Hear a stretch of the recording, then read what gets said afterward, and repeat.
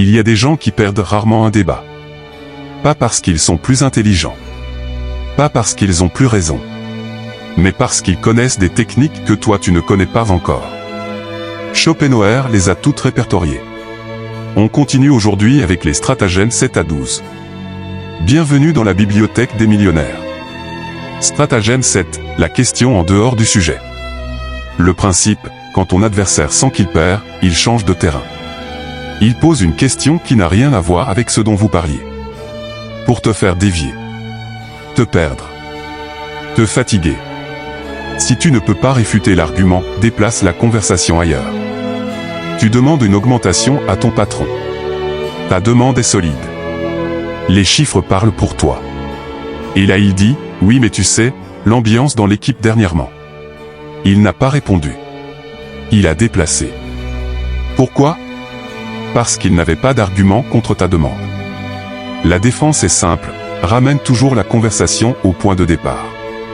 C'est intéressant, mais revenons à ma question initiale. Et toi, dans tes conversations importantes, est-ce qu'on te déplace souvent sans que tu t'en rendes compte ? Stratagème 8, mettre l'adversaire en colère. Un adversaire en colère fait des erreurs. Il dit des choses qu'il ne voulait pas dire. Il perd sa logique.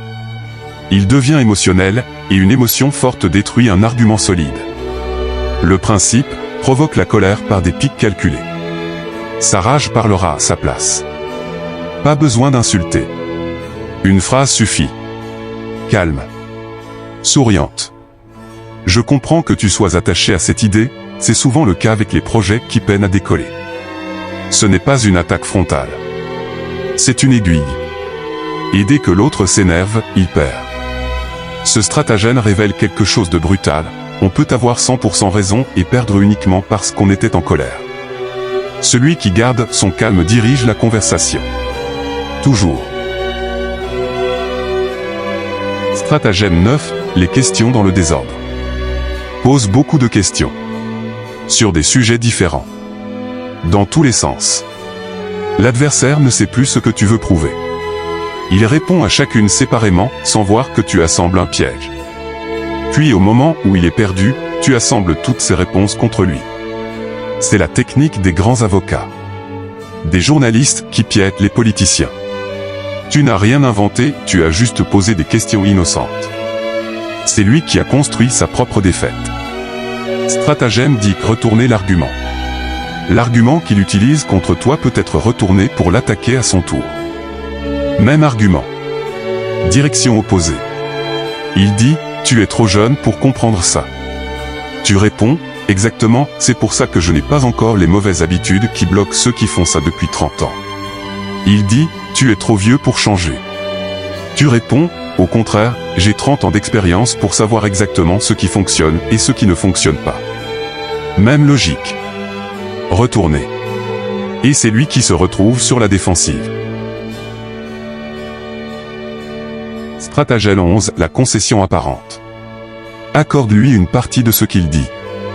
Puis utilise cette concession pour démolir le reste. Tu as raison sur ce point, et c'est exactement pourquoi tu as tort sur l'essentiel. Un client dit, c'est vrai que c'est cher. Tu réponds, vous avez tout à fait raison, ce n'est pas le moins cher du marché. Et c'est précisément pour ça que ceux qui ont cherché moins cher sont revenus vers nous. Ils valident. Ils retournent. Ils gagnent. Ce que Schopenhauer ne dit pas explicitement, cette technique exige une chose rare, l'ego sous contrôle. Pour concéder quelque chose, il faut ne pas avoir besoin d'avoir raison sur tout. Stratagème 12, l'appel à l'autorité. Quand les arguments manquent, cite une autorité. Un expert. Un livre. Une institution. L'adversaire ne combat plus ton opinion. Il combat une référence. Selon une étude de Harvard, comme le disait Warren Buffett, d'après les chiffres de l'INSEE. Tu n'argumentes plus. Tu empruntes une légitimité. Mais attention, c'est aussi le stratagème le plus fragile. Une autorité peut avoir tort. Et quelqu'un qui le sait peut démolir toute ta position en une seule phrase. La vraie force, c'est de comprendre un sujet assez profondément pour ne pas avoir besoin d'une autorité pour le défendre. Tu viens d'apprendre les 12 premières armes de Schopenhauer. Mais il en reste 26. Dans le prochain épisode, on entre dans les techniques de manipulation les plus profondes, celles que même les gens intelligents ne voient pas venir. Si tu veux la version complète dès maintenant, les 38 stratagèmes, les contre-stratégies pour chacun, le lien du PDF est dans la description. Abonne-toi. Active la cloche. Et reviens parce que la suite va te changer la façon de voir chaque conversation.